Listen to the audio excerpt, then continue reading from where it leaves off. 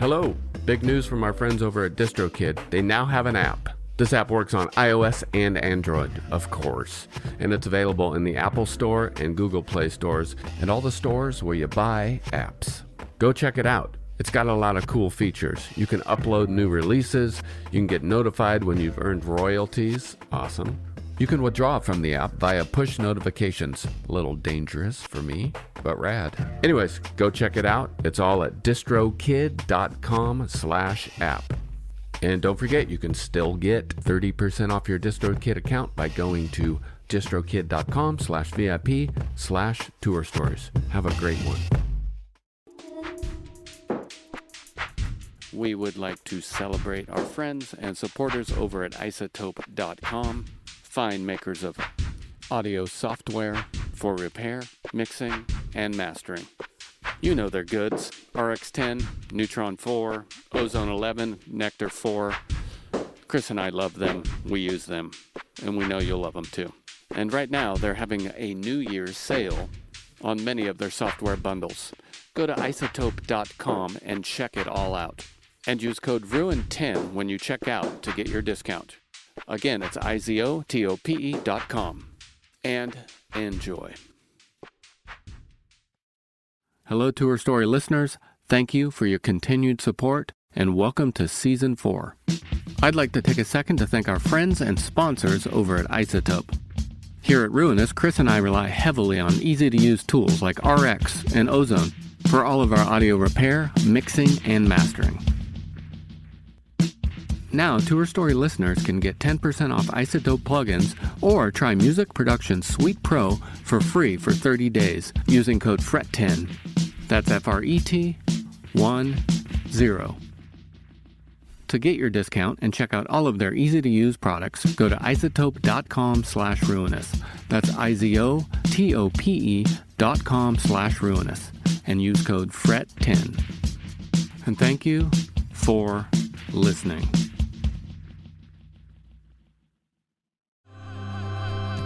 Hi, Ari. Joe, how are you? I'm fine. How are you doing? I'm good, Yeah. Thank you. Yeah. Where are you? I'm in Nashville, Tennessee. Beautiful, sunny Nashville, Tennessee today. I've been here since about 2004. Did it get hot yet in Nashville? Not yet, but it's warming up. It's in the 70s today. But you know, like here, you never know. Like yesterday, it was high 40s or something. It was cold and gray, Whoa. and then it becomes sunny the next day, and then tornadoes and whatever else happens. Yeah, I always hear that from Nashvillians. Yeah. Yeah. Laments about the weather.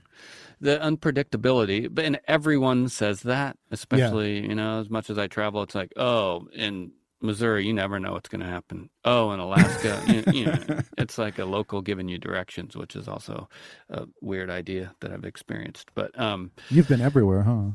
I have. I've been everywhere, man. Yeah. Yeah. Like the song. Except for Alaska. You've never been to Alaska? I've never been to Alaska. Have you? No, I've never been. I've never been to Alaska. I've actually never been up to Seattle or Portland or there. I've never been farther than Northern California, actually.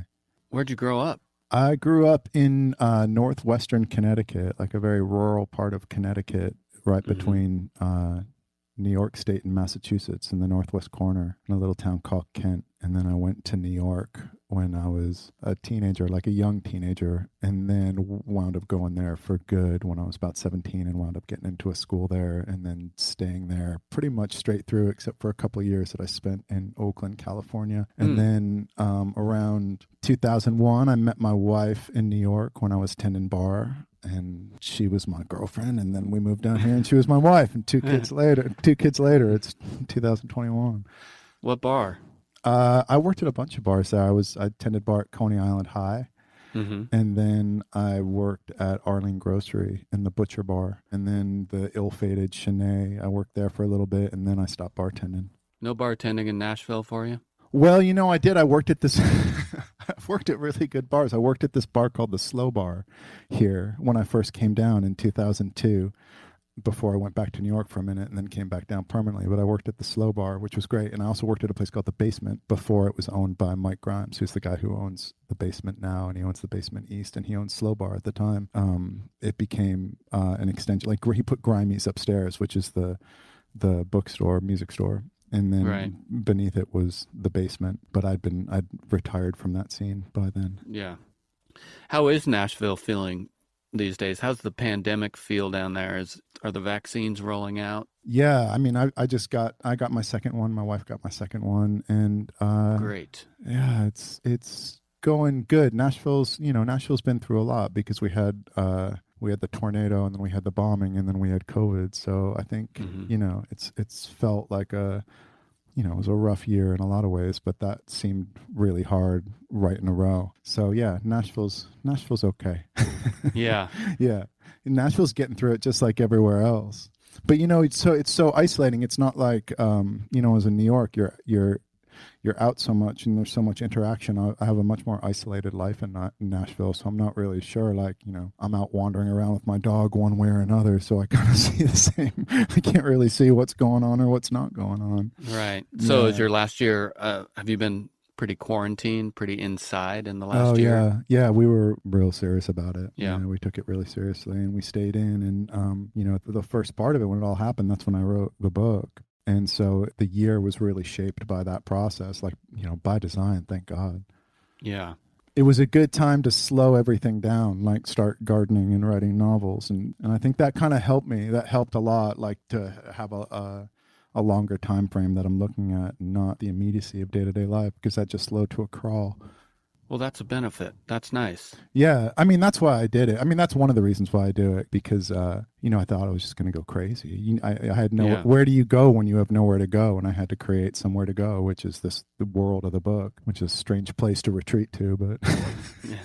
I can't imagine. I'm not just saying that. Those aren't just words. I actually can't imagine. Yeah, it was very immersive. This is the first book I've written. So, and, I'm a writer, like professionally. I write like I do business writing and ghost writing and stuff for people. So I'm always writing, but this was a very different experience. And it was prolonged over such a period of time, especially between the writing of it and then the editing of it. Like, they start showing up. Like, it's like it's like a haunting a little bit, which might sound cliche or corny or whatever, but I do remember, like, I walked into there was nobody home, and I walked into my bedroom, and Nikki was sitting on the bed, and I was like, oh my God, what are you doing here? And then he was gone. That's it's wild. Weird. And like, you'd start hearing them. It's more like I used to tell people it was like alien abduction, because it's like you're in the shower and the next thing you know, you're beamed into this world, and it just happens suddenly like that. And you turn the water off and it's gone. We're talking with Ari Surdoval. And your book, Double Nickels, came out September 2020. Is that right? Yeah. And before we get into the book, I understand that you self-published. I kind of want to talk about that experience, because I have experience myself putting out records on small labels and putting out records myself. I imagine it's similar, but how was it for you? It was great.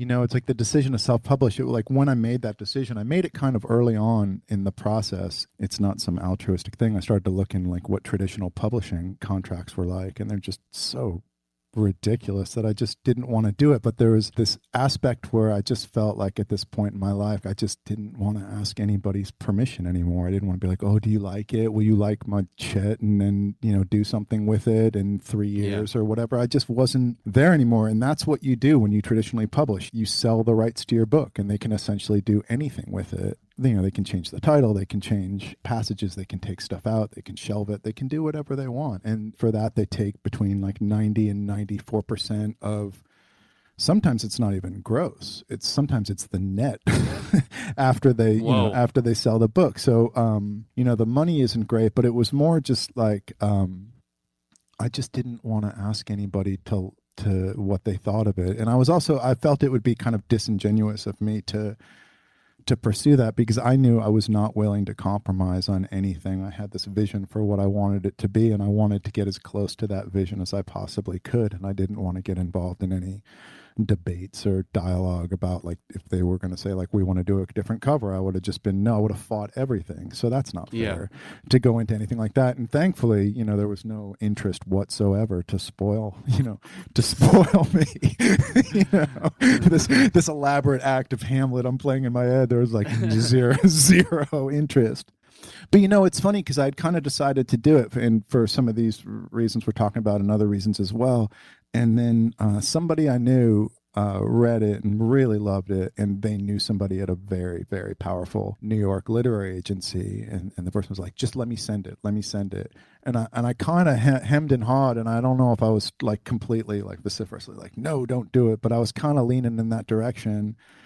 And then they did it anyway, and it just owns you. Like, as much as I had this whole ethic and reason for wanting to do it myself and to put it out myself and the kind of book it was and everything else, like as soon as that factor is introduced, it just lived in my head like, oh, maybe this is how I can do it. This I can do it. Like, and it was really unpleasant, and I didn't like it. And after worrying and wondering, like, should I do this? Should I not do this? What if they think like it's the greatest thing ever? And Right. and they didn't want it. They had no interest whatsoever.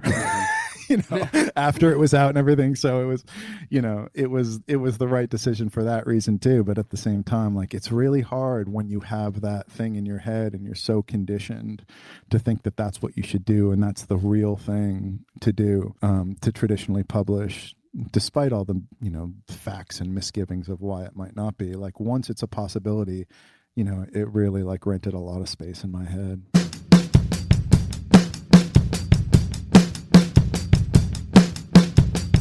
It's called Double Nickels for a lot of reasons, but one of them is a reference to Double Nickels on the Dime by the Minutemen, which was their double album from 1984. And that's a reference to that time and that era. But I kind of felt like, things get weird when you're writing a book. And I kind of felt like I had invoked them like muses a little bit to guide this process by calling it that, by calling it Double Nickels. I had somehow invoked the spirit of Deep Owner Mike Watt, the spirit of how they did things. And it would have felt, it just seems like in that context, it's the only thing to do is to put it out yourself.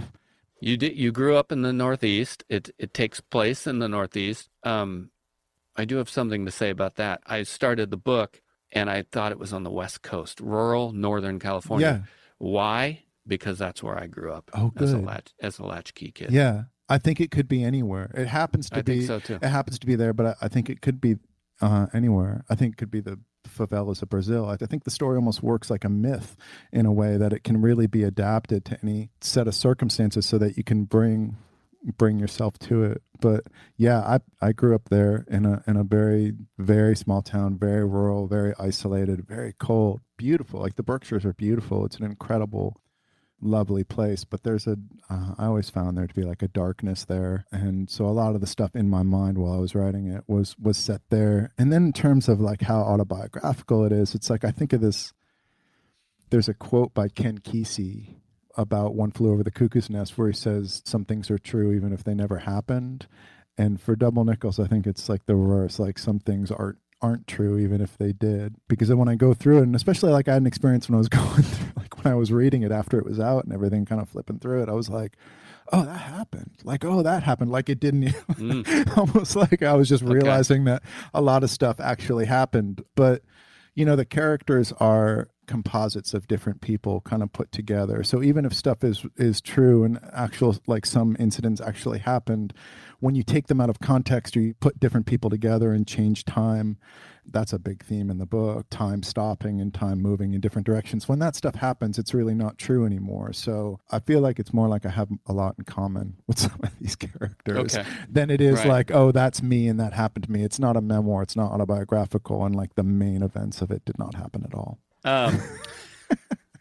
This book, I will say, has an incredible soundtrack, and the record's already spinning, for me when I open the book with that title, Double Nickels. Yeah. And I can't imagine reading it. And again, I'm reading it the second time, and it's already humming along.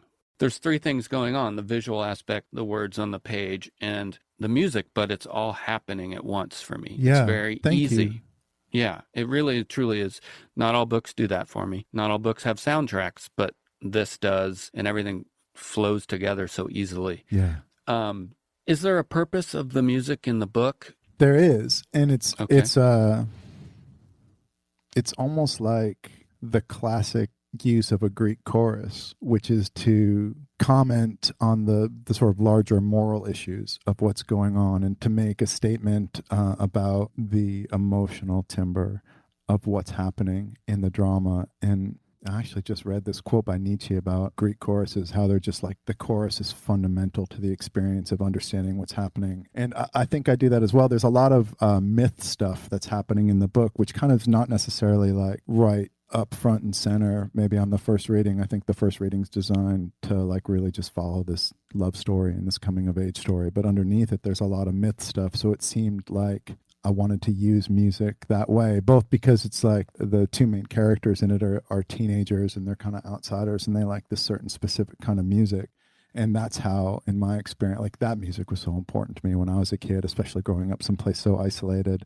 And it's how I connected with other people. And it was just a very significant way to get in touch with emotions maybe I didn't really understand or couldn't express otherwise. So it plays that role in it, but also it's really a commentary on what's happening. So I wanted to use it in that classical sense, but also like to play with those myths as well. So like the Replacements are certainly a myth, you know, and the Minutemen are a myth. And there are these myths that we sort of internalize and embody as we're growing up, or at least I did. You know, the Replacements myth is just as significant as the Joseph Campbell stuff and the hero's journey stuff. And I wanted to combine that all. And I wanted to use music in a way that does that. The other thing that music does in it is that it, you know, these are people that have tough lives and are living in really hard realities. And there's an aspect of music that I saw, especially working in bars and living in bars and being in bars for so long, where you see where it's like a kind of fantasy that takes hold. And I wanted to contrast the fantasy that people tell themselves through music with the reality of their surroundings. So it's like, yeah, I was thinking about this morning when I was walking the dog, where it's like there's a scene where there's a character that's singing along to Cowboy Song by Thin Lizzy, and there's this, you know, that roll me over and spin me around, or turn me around, let me keep spinning until I hit the ground. And it's this sort of outlaw fantasy of like bar life or a musician's life or whatever it is. And then, you know, a couple pages later, you see the reality of being rolled over and spun around and hitting the ground. And it's a very different thing. You know, there's another character that has a similar thing with the song The Trooper by Iron Maiden, which is a really reprehensible, fucked up song. It's good guitar playing, but, you know, and that was a song that's absolutely commenting on that character and what's going on there and what that song means and what it means to be the trooper. And, you know, there's War Pigs, you know, which is this anti-authoritarian, anti-war song. And 10 years later, there's, you know, The Trooper from Iron Maiden, which is just about stuffing yourself into the jaws of the war machine. And it seemed to really speak to this character who in one way represents this sort of generation of young working class men that just throw themselves into the gears of this society and get chewed up by it and just sort of needlessly sacrifice themselves. So there's references to that. There's a lot of different meanings to a lot of different stuff. A song that jumped out oddly is Emotional Rescue in that disco. Oh, wow. That thump, that scene. I can hear that song with the door closed. You know what I'm saying? Yeah. Because that's how we're hearing it. I shouldn't tell this part, but it's like after the book came out, I got a text from one of my brothers, and he said like, "Oh my God, I was just in the Trader Joe's and they played Emotional Rescue, and I had like a PTSD flashback to growing up." And he was like, "Do you remember that?" And I just screenshot a picture of the book, that chapter in the book, and sent it back to him. He thought it was hysterical. So yeah, that's you know, that's Emotional Rescue is an interesting one, because a lot of times the songs in my head, at least when I was writing it, are referring to stuff that's not mentioned, like the part of Emotional Rescue, because the mother in the book is singing it at one point, and the line in it that I imagined her singing, and you can't use lines for good reason and for copyright reasons. Like, you can't just rip people's lyrics and put them into your book, but you write better if you don't anyway, so it's kind of a blessing in disguise. But there's that line in Emotional Rescue that you're too deep in, you can't get out, you're just a poor girl in a rich man's house, which is, to me, emblematic of her and emblematic of this character. And the rich man's house is just the oppressive 1980s America and the razor margins people had to live on then and now. I just wanted to weave it through a little bit, almost like, you know, it is in life. And I was really conscious of this. There's this great John Prine thing about how, like music in the movies where he's like watching a movie and going like, hey, where's that song coming from? which is so great. I didn't want to do that. I wanted it to be really endemic. So a lot of it is like there are songs and there's music in it, but as particularly in the case of like Tom Petty, it's an object. The music Tom Petty plays a really significant role in the book, but it's really the object of the cassette of Damn the Torpedoes. So I wanted it to be actual physical things, which is really what music used to be.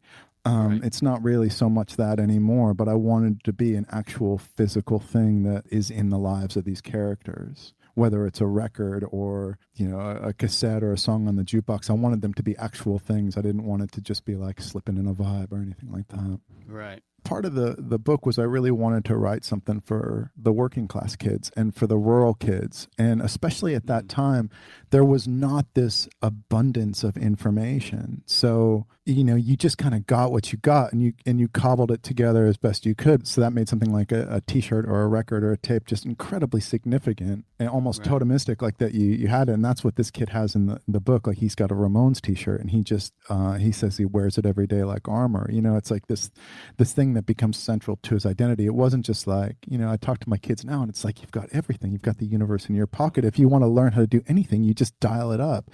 And that's not how it was. You know, I was like, I remember I had a blank tape with Let It Be on one side and Tim on the other. By the replacements, I had no idea what they looked like. I had none of this stuff. So it was like you fill a lot of it in with your head. Yeah. But my first experience with any physical medium was a cassette. I went to Southern California, which is like going to the big city when I lived in a town of 5,000 people. Visit my cousins in Orange County. I hear Social Distortion's Mommy's Little Monster. I have to get it. So we stuck it in front of a speaker with a boombox and just hit play and record. So I got like a live speaker recording of it. And I got home. I didn't have a tape player. I think I had to wait until Christmas. Yeah. And be like, what do you want for Christmas? I want that fucking tape player so I can play this tape. Yeah. My neighbor had a tape player, but I didn't have one. But I had this, you know, I had a tape with Mommy's Little Monster written on one side of it. The effort it takes to get music lends it significance as well. Like there's this part in the book where he's talking about like there's a new record that he wants to get and how he's going to get it, and he's been waiting a long time for it and stuff. That's actually a reference to Pleased to Meet Me, which came out that summer of 1987, and which is when the book takes place. And just how is he going to get this? It was much more difficult, and just sort of like imagining what it sounds like from record reviews and things like that. Yeah. I'd like you to read a passage. All right. I'm actually going to read that passage that we've actually been talking about just now where he's in it. Okay. Let me set it up to make it make sense. Okay. This is the beginning of chapter 12. And what's happened is he has met this girl and he really likes her, and he's trying to find a way to see her again, and he walks this long distance to where she works at the Stop and Shop, and he brings her a record and he asks her out and she says no, and this is him walking back. Chapter 12. Tim walked back asking himself, what'd you think? What'd you think, fucking idiot? What'd you think was going to happen? And he was mad at himself for feeling so sad. Like, yeah, this is what you're sad about. He tried to push it back from his mind and slow sang a fast song, soft like a mantra, as he walked. I'm a customer, a customer, a customer. He was in love with the girl who works at the store, but he was just a customer, a customer, a customer. Not true, he thought. No money. And the song made him wish, since he was all the way out there, that he could go to the little record store with the puppets on the walls, where the bald guy with long hair sold incense and bootlegs and bongs. But he'd stolen from there a while ago, before he made himself change. He stole a Ramones t-shirt, the black one with the eagle. The guy had been so nice to him too, playing him records, giving him tapes, telling him about music. He took the shirt because he wanted it, and because he was trying to be that way then, but he was terrible at it. Not the stealing part. He never got caught, except for the time he really did. But whenever he stole, and especially when he stole that t-shirt, he felt poisoned afterwards. It made him feel like he was confessing to something, like he was telling the world that this is the only way he could get anything. He would only have it if he could steal it. and he'd walk home red-faced and out of breath, and he wouldn't even want to touch whatever he stole, much less own it. And he'd stuff it under his bed or in the back of his closet where he couldn't see it. He did love that shirt, though. He wore it every day those days like armor. But every time he put it on, he thought of stealing it, and he felt a chill inside that sometimes he called embarrassment and sometimes he called bad luck. He didn't know where he'd get records anymore, and there was a new one he really wanted, too. He'd been waiting a while. They didn't play it on the radio, but he saw a drawing of it in a music magazine. It sounded great. It sounded like it might sound like how he felt. He didn't get to read the whole thing, though, because the guy behind the counter at the milk and shit was one of those Jerry manager guys. Tim had been at the magazine rack at the back. The guy wouldn't have to see him even if he didn't lean way over the counter and look into the big fisheye mirror hanging in the corner of the ceiling like a moon. Tim flipped through the pages and looked in the mirror at the guy looking at him. One of those big lottery posters hung in the window behind him, and every time he leaned over, Tim could see it read, "You can't win if you don't play." Tim thought, who cares if he's not bothering anybody reading a magazine no one's ever going to buy? And he couldn't read it even anyway because the guy kept leaning over and staring at him. Tim was waiting for it. The guy shouted, "Hey," from behind the counter. He said, "This isn't a library." "Oh, it isn't?" Tim said. He put the magazine back in the rack and walked back down the aisle to the door. "What are you, a dummy?" the guy said. "You a smart guy?" "I'm not anything," Tim said. He pointed at him. "You're blocking the if you." He thought maybe the library might get that record someday. Maybe if he asked, they would. But he wished he could go to the record store and hear it now. He bet that's where Kara got that shirt. Where else would she have? And he thought about Kara saying, "Don't be. I am. It's hard to explain." And he just kept walking. He figured he'd better go see Darcy. He'd been thinking about her since he'd seen her see him talking to Kara. He wanted to tell her he felt bad, but he didn't know if she'd be "that sucks, Darcy," or "you should, Darcy." When he had first told her about things, and she was the only one he'd ever told and heard just hints, she would listen and say, "That sucks. Oh my God, that sucks." And it made him feel like it was okay to breathe a little, even if some words fell out when he did. But then she started telling him, "You should." He knew she didn't mean it mean. He was a little younger than everybody. Maybe that's why. But then she went and told, after she swore she wouldn't tell, and he guessed he'd never tell her anything again, much less everything, because she'd promised. Still, though, he thought he should go see her. He'd been walking down the road for over an hour and still had another hour at least when he saw the pickup jabbed over onto the side of the road. He could see it from a far way off, and when he got close enough, he recognized it. Tim walked up to it from the back. In the passenger door mirror, he could see Dan's head knocked back, his mouth open. When he got to the rolled-down window, he could hear him snoring. He held an empty beer can in his right hand, tilted on its side on the seat. Tim stood at the open window. He thought, "This football asshole." He thought, "Thanks for nothing, heavy metal."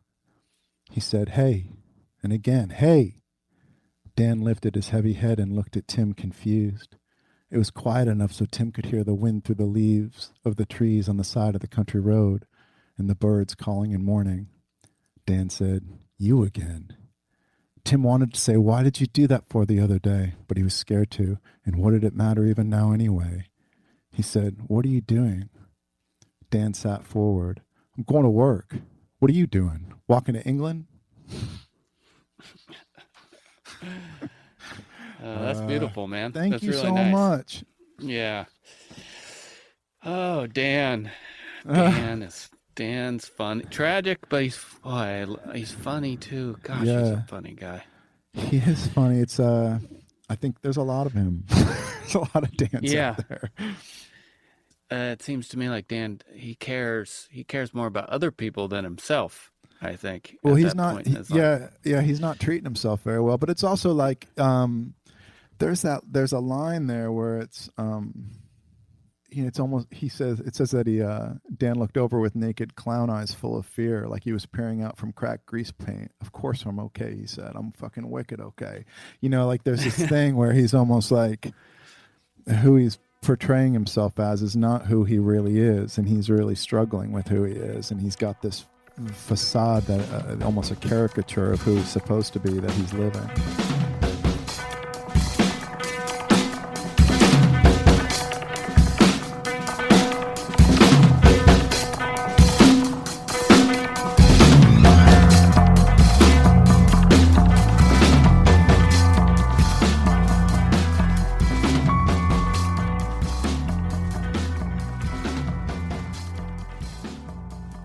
is a novel, but have you imagined the screenplay? Yeah, actually, the thing is that it started out as a screenplay because I thought it would be easier, and I thought I didn't think I could write a novel. I didn't think I was capable of that at all. I had no idea that I could, but I just had the story in my head, and I wanted to get it down, and so I wrote it as a screenplay, and then, there was like the whole series of events following that. But I had the story, and then lockdown happened, and I was just like, if you can't write a novel now with no work and nowhere to go and just locked in your house, like if you can't do it now, you don't have it in you, and I just told myself if I didn't do it now, I was just going to be like some bullshit little internet ghostwriter, and right. I didn't have it in me, and I really wasn't prepared to deal with that.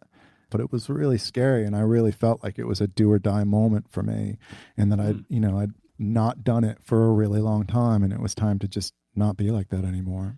So yeah, that was a big thing. And that's what, there were so many tricks. Like I have whatever's wrong with my brain, like I had to like trick it into doing this. So like when I first started writing it, I wrote it in bold 14-point font because I wanted it to look like Jesus' son, but it also like tricked me into thinking I'd written, like, I can't quit now. I've written 150 pages when it was probably like 12 or whatever. Right. So I really had to do a lot of tricks on myself in order to write it. Though I never thought I could do it. You want to hear a good story? No, I don't want to hear a good story. Nope. Whoever wants to write a book. And, because you get all sorts of writing advice. And I realized that the only advice I needed, I got when I was like 18 years old. And I was on a landscaping crew in northwestern Connecticut. And we were landscaping Philip Roth's house. And I was wow. I was pulling out weeds or whatever from his garden beds on this little side house that he was in. And I think he was writing. I mean, maybe I imagine it looking back that I could hear him typing or whatever. Right. And he came out, and I was right there, and like the couple other people on the crew were there, and they're like, "Oh, this guy wants to be a writer. This guy wants to be a writer. Do you have any advice for him?"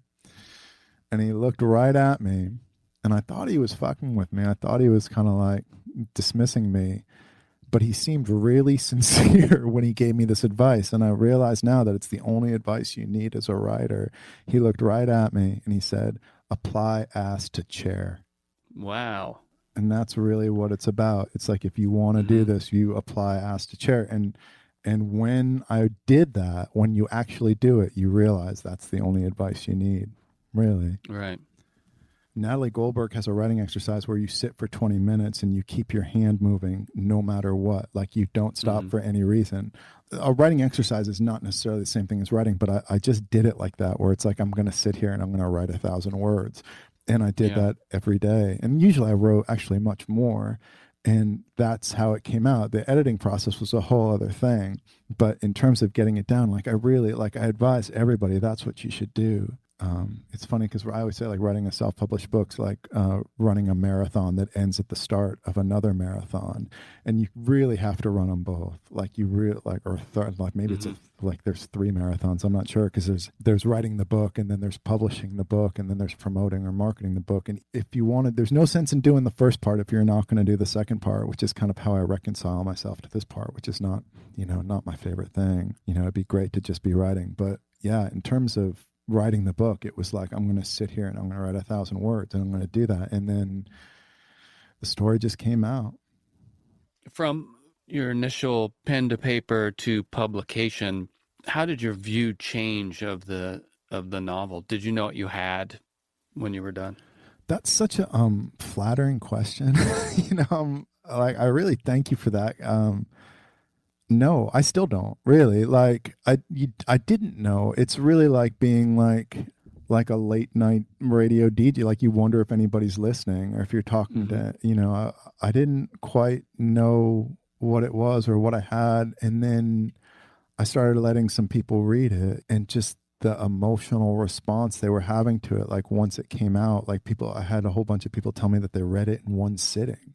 One person reviewed it and they said it was incredibly sad and totally uplifting, which just really like floored me. So when people started having this response to it emotionally, I was like, oh my gosh. And I kind of felt like I just tapped into something bigger.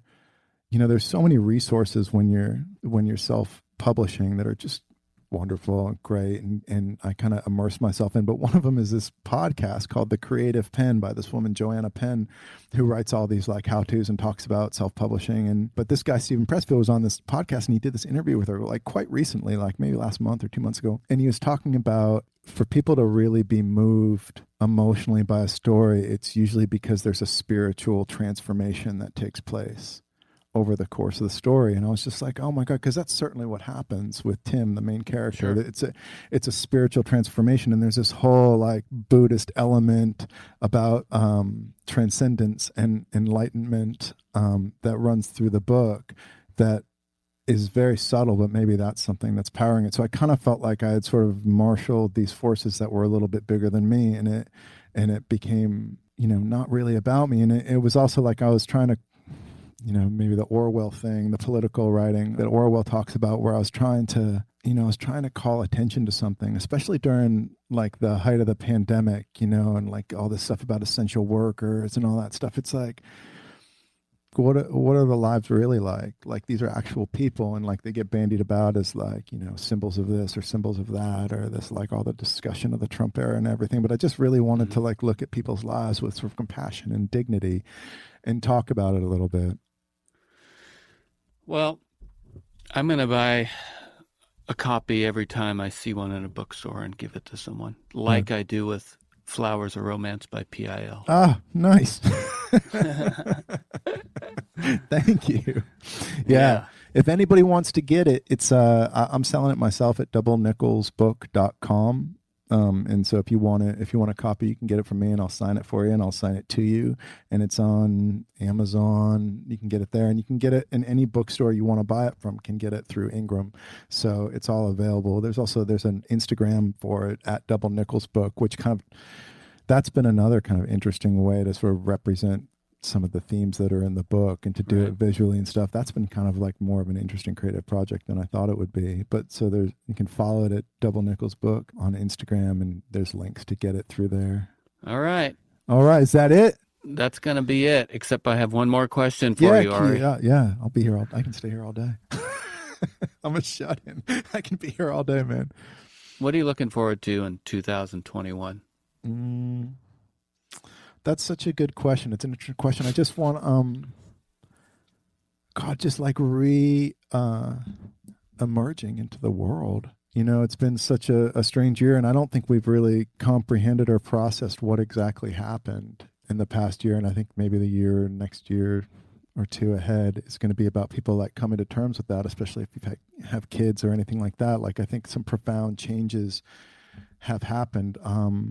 I don't know, like what I'm looking forward, like a little more peace, a little less toxicity and vitriol and nastiness in the world. It's I was very conscious of it when I was writing the book. I felt very aware of the times we were in, and that's that amazing Nina Simone quote where it's like the duty of the artist is to reflect the times. And even though the book is set in the 80s, I'm hoping to do that, and I hope there's it's like people talk about like if there's a political aspect to the book, and I was like, these are people that could very much benefit from Medicare for all and free higher education and some sort of social safety net, which doesn't exist now, and it's a barbaric, ruthless society to live in if you're struggling. I've experienced that myself, and I hope there's less struggling and suffering for working people in the year ahead.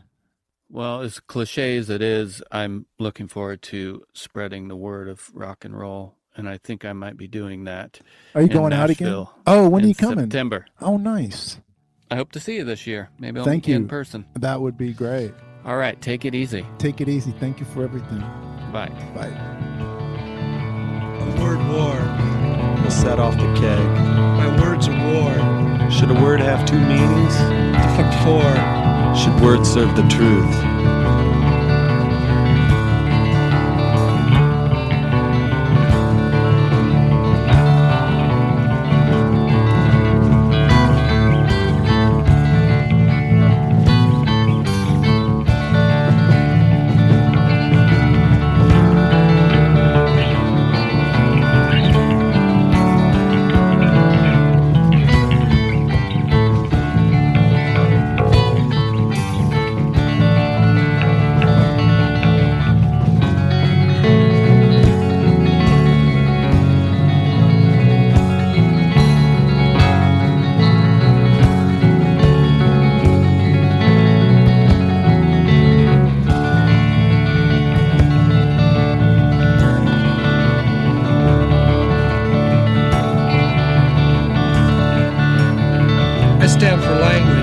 speak for truth.